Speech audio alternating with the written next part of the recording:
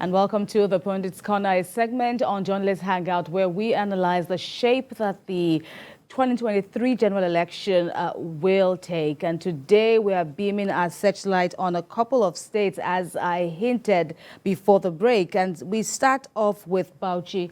Bauchi State, BKO. Let's just quickly run through the key dynamics in Bauchi State. Of course, it's governed by Governor Bala Mohammed.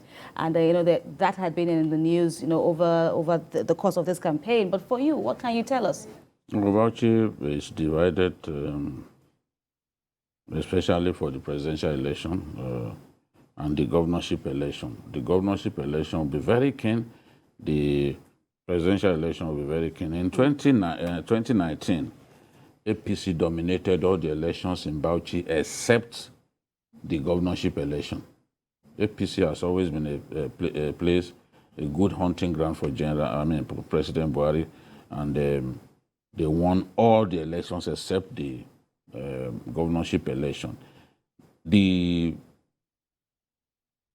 I want to believe that this time around, with a PDP governor and the SADU, the House of Assembly election will be much more competitive, because the governor will want to see if his party can control the House, because the last time APC was in control of the House.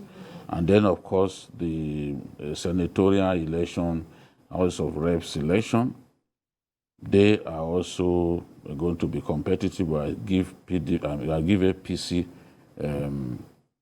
a slight edge. The presidential election, again, we are going to see a tough contest.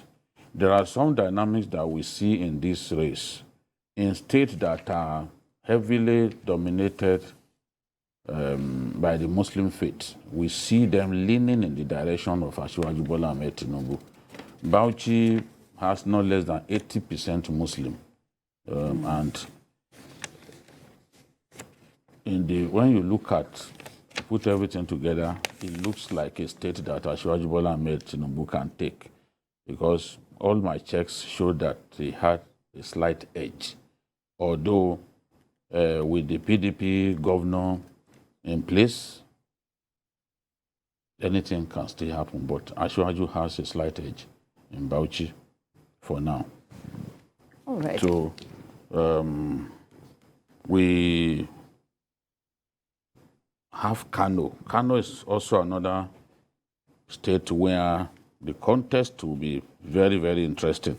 Remember the last election, Abba Kabir Yusuf, alias Abba Gidagida of the PDP, narrowly lost after a rerun to Governor Ganduje. This time around, Abba Kabir Yusuf, Abba Gidagida, is the candidate of the NNPP, which is Kwankwaso's party, and he is up against Nasiru Yusuf Gawuna of the APC.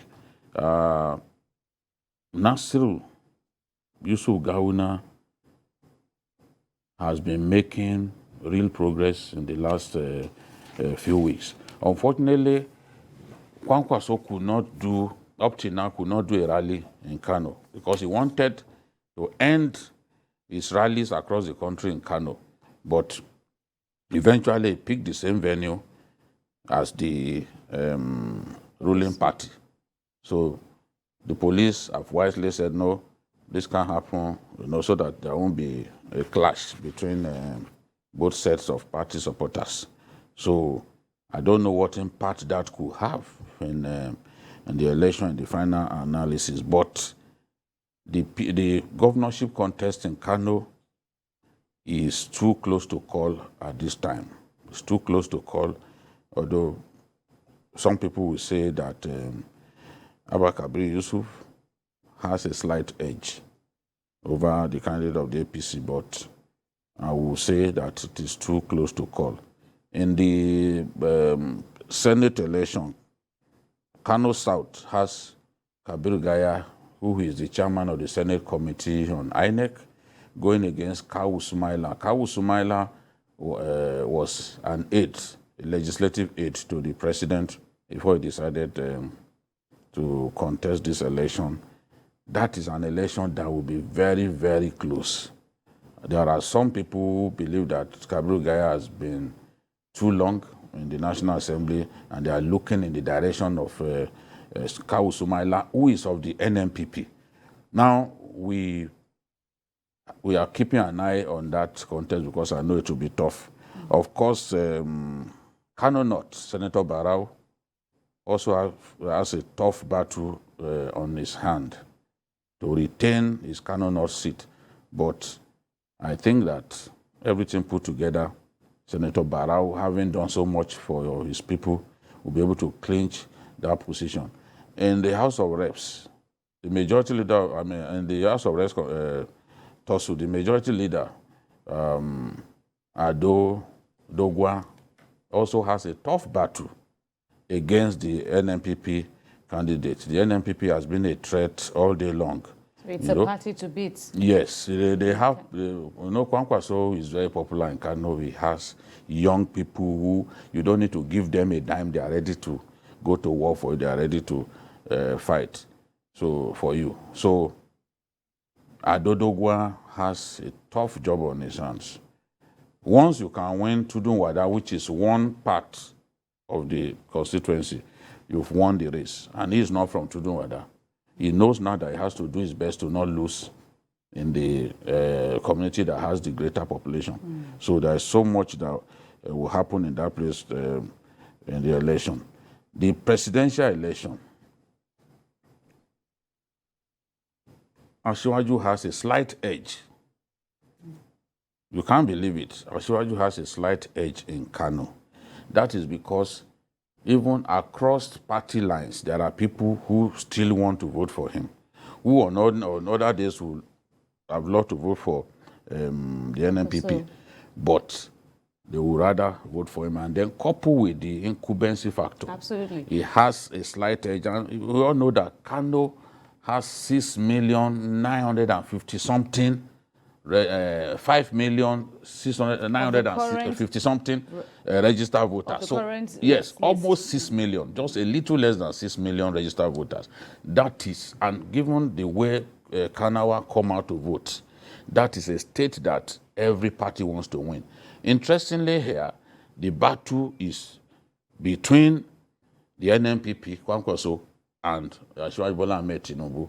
The PDP, in my view, will most likely come third.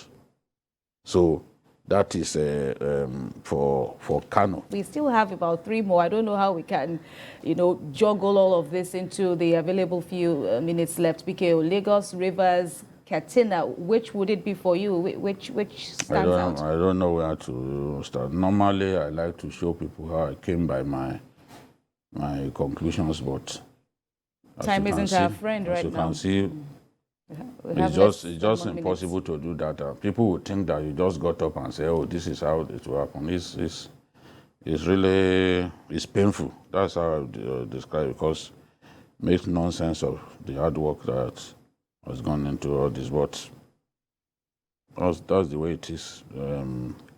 Rivers State, Wike has already told these people to work for the candidate of the APC in the presidential election.